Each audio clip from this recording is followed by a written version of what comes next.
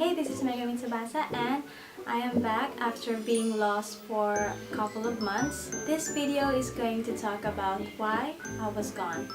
So I got married and all my time I dedicated on preparing. So I'm going to talk about, if not all, most of the details I took care and prepared for our wedding. So first off, the date. We were married November 18, 2013 at 2 o'clock p.m. and it is his 28th birthday. But we were married November 13, 2013 for civil wedding, and that is the birthday of my father. We were married at the parish of St. Thomas de Villanova in Yagao, Iloilo, Philippines. It is one of the biggest and the oldest of the churches here in the first district of Iloilo. Although my uncle, Tito Ray, gave us a present of providing all the flowers to be used in the church, we have St. Isidore Flower Shop, also located in Yagao, to arrange for us. They are also one of the best flower arrangers in Yagao. So after our wedding ceremony in Yagao, we have to go back to Oton for our Christian wedding and for the reception. So when we were done in Yagao, we provided our guests snacks because they will be traveling for about 45 minutes from Yagao to Oton. So they will be quite hungry by the time they got there, and they still have a Christian ceremony and a little program before dinner to be served. So we have a Christian wedding celebrated at the gazebo of Sheridan Boutique Resort Hotel in Oton. Some of the flowers were delivered from Yagao to Oton and was placed on the gazebo. Also, when the guests arrived at Sheridan, they were also provided with snacks. Our caterer provided them with cocktail drinks, and we also provided for the food before dinner is to be served. So it will take about an hour or 30 minutes more to have dinner. So we are trying to be considerate of our guests because not all of them are in good health. Some of them are diabetics, old people, so they are not to skip their meals. So our venue of our reception was located at the pavilion of the Sheridan Boutique Hotel Resort. So we have about 300 guests. Those are the number of people who are closest to me and my husband and also my family. The one who decorated the venue was Ricoy. He was the best, one of the best if I'm not mistaken, of the venue arrangers, or what you call those. I was dreaming of a venue that will reflect my personality and my dream wedding, and somehow he made my venue an ever after themed wedding. I dreamt of having a white wedding, but then colorful flowers make the venue more lively and beautiful to look at and uplifting. And the decorations used was, each table there were lamps. Me and my mother decided to have lamps on each table, and under that lamp would be a bunch of colorful flowers that Ricoy decorated. And all we have to do is give all the lamps to him and decorate it and put it on the table. I also made an ever after standee, which was placed at the back part. So that ever after standee was actually a poem made by my husband, and using that poem, my mother's friend, Mr. Moyuela, made a song out of it. He composed a melody and asked someone to sing it, and that ever after song was used as my wedding march. For our cake, it was made by Tinapayan Bake Shop, and since it is also my husband's birthday, I surprised him with another cake. And because we are both musical by nature, I saw a design on a magazine and asked them to follow it, and somehow they made the best out of what they can do on that birthday cake, and I was happy actually about it. Beneath the foot of the cake, I asked them to write our theme song, that is, "When God made you, He must have been thinking about me." The guy topper was holding his guitar, and the other girl was holding her camera. So I am more like of a camera girl, and he is more like a guitar guy. So it is a reflection of us. For the food, our caterer was Esperancilla caterer, and they are the best of the caterer here in Iloilo for me, I guess. From the food, the taste of the food, to the presentation, to the service. And for this occasion, it is a very important occasion for me, so I would have to see to it that the food to be served to the guests are nothing but the best.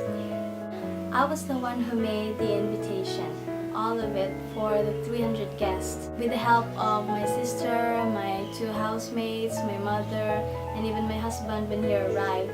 And I was making invitations way before. I didn't expect that this time that would be the hardest one. Although all I was doing was printing and cutting all the sides of each page of the invitation. For the cover, I just bought it on a craft store. So it somehow looked like this. We just provided about 50 pages of each design, so the invitations are quite different from each other, but somehow similar. So it is gold and shiny, and when you open those, it's just simply as like this. Yeah. And I placed our picture here, the picture of our first day. And for the insides, I just made those. I printed it here at home and cut all the sides, about 7 pages each. And it takes a lot of time, really. I didn't expect it to be like that, because previous invitations I was making, I even made the covers and everything. But this time I was just printing and cutting, and everything seems so hard, maybe because of the number. And for the giveaways, in preparation of the wedding, I was making small bottles. On the inside is a haiku. Every monthsary we are making a poetry, and I was collecting those, and I made small strips of paper and attached it to the cap of the bottle and insert it inside, and it is like a message in a bottle. So that was one of the giveaways I made. I also made a mini notebook. So the mini notebook was this big, and it was like a scrapbook inspired mini notebook. So everything was similar, and every page is just Bible verses that we shared. And those were the personal stuff I made as a giveaway. And it also took a lot of time making those, but I really don't care about it as long as I am making something really personal, that I made those for guests and for those who took part in our celebration. So another giveaway was a glass, a small glass, a candy glass mainly, as it was called, for everyone. And there were also big candy sugar glasses, this big I guess, for the primary sponsors. And also, my grandmother, when she knew I was getting married, she made handkerchiefs, was crocheted on the sides. She made a lot of handkerchiefs for only for the primary sponsors, my secondary sponsors, the parents, my sister, the groomsmen, and for myself also, and for the groom. So this is mine. It is embroidered, crocheted all over. And this is her hobby actually. But when she knew I was getting married, she started making those, and we distributed it to each of the primary sponsors, secondary sponsors, and yeah, it was also a labor of love. So for the motif, mainly or originally, I was planning on a white wedding. As I have mentioned, I was planning for a white wedding where everyone wears white and it's so snowy and stuff, and I think it's more an ever after or a fairy tale wedding. But with the help of a group of people, they suggested that it is not good to look at on photograph, and it seems dull and stuff. And because and that idea came to me, the white wedding and all, because of Twilight, and I saw on the wedding on the stream that everyone wears white and it's so cool looking, but actually it is just maybe for movie purposes that they made so much effort on that. But I guess it will not work on a fast-paced event where there is no cuts and retake, wherein everything will be captured. But these group of people suggested that it's good to put some accent on the color or on the motif. So when me and my mother was roving around a fabric store, one curtain that was white and there was a red maroon accent on it, and I said, wow, it looks good. So we decided that we'd go with the red maroon color. So the sponsor's dresses was off-white. So on the bridesmaids, I searched for a design. So the bridesmaids are more on like a V shape here. The design I saw on the internet was kind of revealing, but it's not allowed on the church, so it has to be somehow closed here, and up to here. Yeah, and there was kind of a belt here. That part, the maroon came in and just really flowy on the skirt. For the bridesmaids, they were given a kind of a headband, which are glitters and stones and diamond-ish stones. And for the secondary sponsors, that was the ones who were wearing the veil, the candle, and the cord. The sleeve was kind of off-shoulder. It is a tube-like and a belt around the waist and a float all the way down. This group of people suggested that the groom's mother, my mother, and my sister should be different from all of them. But usually, primary sponsors will dress like the common color for the primary sponsors in the Philippines, which is off-white or beige. So if also my parents would be going with that color, they would not be identified as parents. So in the picture, you cannot see which is which. So both mothers dressed the full red maroon color, and also my sister wear a full red maroon color. And for the guys, for both fathers and for the groom, they have to wear tuxedo cut suit, and the others would have to go with the normal Americana outfit. So we provided neckties as an early gift for the secondary sponsors and also the primary sponsors. So the secondary sponsors have maroon to match the girls, and also the groomsmen. And for the fathers, only the groom wore the bow.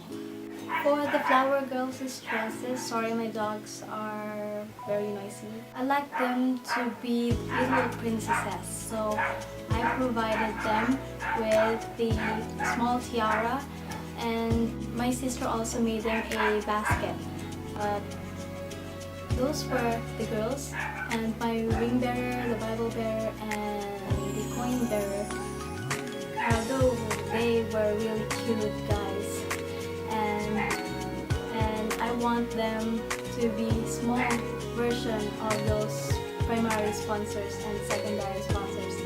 guys, and I have them made a tuxedo for an Americana, and I just don't want them to wear a polo, long sleeves, shirts, then necktie, and that's all. I would love them to look like small versions of those guys. For the hair and makeup, I wouldn't have anyone to have touched my face and my hair, only those I trusted most. And it is only Ariane, one of the best makeup artists here in Hong. I would like to have my makeup to be light, but not too light. I mean, I don't have to look different from my everyday look to that wedding. I have to be myself, but a little prettier, I guess. For the hair, I don't want it the traditional way that always been up here and so tight and so helmet-ish. It was here in this side and on both of the weddings, the Catholic and the Christian wedding. And when I get to the reception, Ariane had it drop down a bit more, so he removed all these pins in my hair, and my hair was a bit longer. It was supposed to be here, and now it's going down. It has a bit of a change over time, so my look is not static all over the event. For the shoes, I am very particular of the shoes because I will be wearing that the whole day, and this is my shoe. I love it very much because although it is this high, it is very comfortable and it does not have much design on it, but I like it very simple yet very elegant. And I was doting on it since I've seen it, and I wasn't able to buy it for a couple of months, and I said if it is not for me, it will be gone and I would have to find another shoes. But it was there until the last minute I am going to buy the shoe. And for the gown, I am very careful of choosing the design of the gown. I know there are a lot of modern dresses or modern gown created or designed, but I like it more timeless. Even though when I get old and my grandchildren and great-grandchildren will see it, it is still fashionable and elegant. So I have to stick with the design or the frame that is already been there. So I chose the tube type, but it's a heart-shaped trim. I don't know how to call it. Heart-shaped trim all over, and has to be a ball gown. I have dreamed of a ball gown ever since. I like it also to reflect my image or my personality. I am not a fad girl. I am more of a timeless design. So I placed stones around everything else, and laces and beads, and it's not just beads. That fabric, when me and my mother was searching for a fabric, that fabric my mother presented me was the most beautiful among them. Although it was very expensive, that was not wasted because it is for a timeless occasion. And although I will be wearing that only once, at least I will be wearing it for a very special day.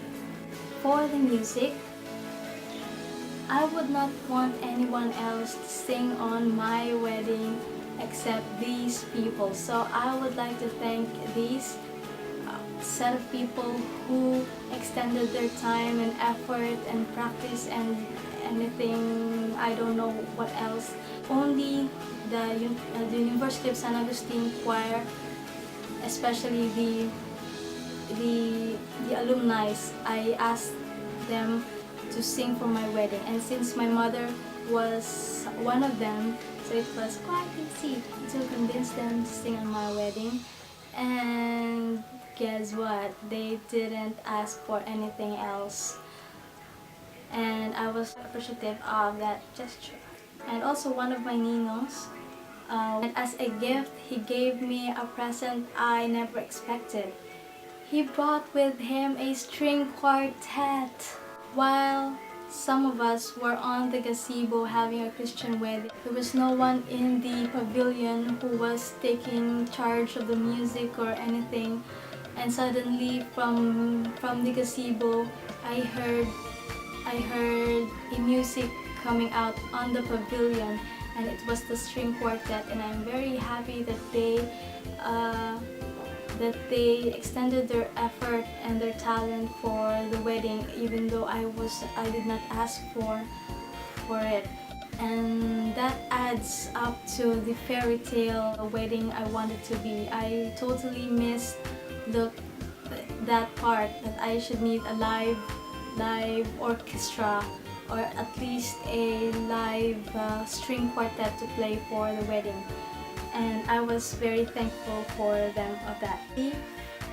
So the photography. I was really careful of choosing a photographer for this kind of event, and the main reason is that during the event you have the flowers, you have the food, you have the music, you have the people, the dresses, the ambience, but everything will be gone actually after midnight, the streak of midnight, or the streak of the end of the show. Everything is gone except pictures. Pictures holds the memories. So I was really careful of choosing the one to capture the moment. So I chose, with the consent of my husband, I chose Handumanan photography. And they did not just do their job as photographers, but they really helped me a lot all throughout the planning. And these are the people I was mentioning a while ago that helped me a lot in everything I did. And they were kind of like consultants, and they were actually not paid to do that. I actually paid them for their service of the photography and the pictures afterwards and all the stuff under the contract. And they helped me beyond that. They were the ones who helped me to find the koi, and they introduced us to each other. So I was given a discount for koi because they considered us and me family. Although they are not paid to set up the backdrop, they went all the way from the city to Sheridan to supervise the arrangement of everything else, including the LED lights, the lights, where to put the cake, what color. They actually helped me with the color, because when I chose the motif of the white, the plain white, and the off-white, they showed me a picture of an event they covered that this is white wedding, and it was not good to look at for me, I guess, if you would ask me. And I've seen it, and it's not really what I want for my wedding. And I would recommend them to anyone who would like to have a wedding photo, and they would just have to save up for that, because although it's quite expensive, but you are getting beyond what you are paying actually. I can say that. So the most emotional moment is actually my walking down the aisle. I didn't expect that to happen. I was sure I will be crying when saying my vows or in other part of the celebration, but I didn't expect that I would be crying when I was walking down the aisle. I was standing at the back, and I was like, okay, I'm getting married, and I'm quite confident that I'm getting married because I will be married to this guy. I was looking side by side, smiling, and I saw my family there, the people who helped me, people who've been with me all my life, and they were all smiling, and I just became emotional that time, that especially when I saw my parents waiting at the center aisle. that moment was just really mixed up of happiness, not even sadness. But when my husband was walking towards me already, I was really laughing, and he just brought up the funny ambience again, and I don't feel like crying anymore. So my wedding advice would be get help. Get help from anyone who can help you or not help you. Just get help. So I had help from my sister all throughout the preparation. Is just there, and whenever I asked for, can you make stuff like this, and she would do it immediately. She's more of a scrapbook person than me, so I would have asked advice in making those mini notebooks, those photos, the mixed media canvas, the wish tree. I forgot to mention the wish tree, which I made with my husband. It's one of those ball pens she made, my sister made. This is ordinary ball pen, and she attached a peacock feather and just bedazzled this too, with butterflies, with flowers, and all other stuff like laces. I actually made my version of this, but she did not like it, so she made it. And I was thankful for that, because mine is a lot nonsense than what she did. It is actually very, very pretty. I will tell you, there is no perfect wedding. I prepared my wedding for almost 6 months. Just 6 months, guys. I know it is very, very short time in preparing a wedding that I wanted in 6 months, and it will not still be perfect if you prepared it 2 years ago or 3 years ago or a year before. There is something that would really not go according to your plan, and you know what? It's okay. It's really okay, because there is no perfect wedding preparation. And you know what? When me and my husband went to a talk with the priests before we are wedded, the priest asked us, "Are you ready with the preparations, the food, the stuff, other stuff? Are you prepared with that?" And we said, "Yes, we're ready." And then he immediately asked us, "But are you ready after the wedding?" The wedding. And of course we said, yes we are, but actually are you like that? And that is why I'm saying there's no perfect wedding, and it is okay. What is really important is who you married. And I am happy of the person I am with now, because there's no because, if you know what I mean. So there are a lot of people to thank with, so I'm going to start off really fast because my battery is running low. And first I have to thank Sir Bimbo, who is helping with the music all throughout, and you made the melody for the Ever After song. And despite of your really busy schedule, life and everything, you actually made a very beautiful song.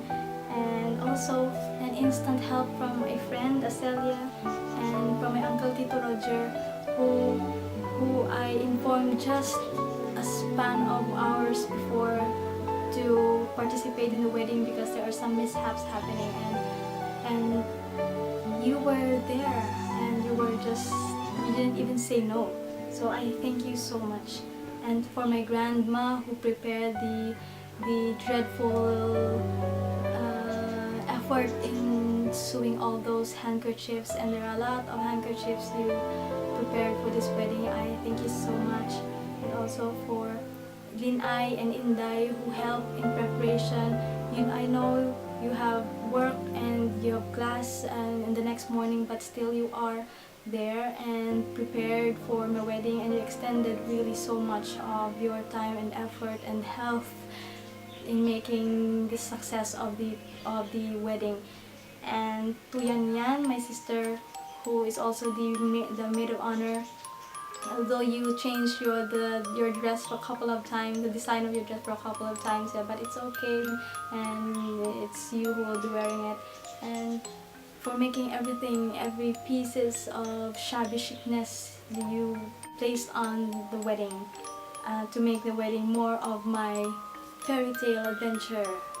Thank you so much. And also to my parents, Mama and Papa, in being there, just a full, really full support, and I didn't hear a single clamor from them that is too much and this is too much, and or we're not going to do this. But everything from the paper, from the legalities, from everything behind the scenes that I didn't even have time to mention in this video, I thank you so much, and thank you so much is not enough for it. And for you guys who've been watching and sustaining the boringness of me, I will redirect you to the on-site video of our wedding. And this is made by Handumanan. That includes our vows and our actual first meet. So, and thank you so much for watching, guys, and stay tuned on my next video. Bye!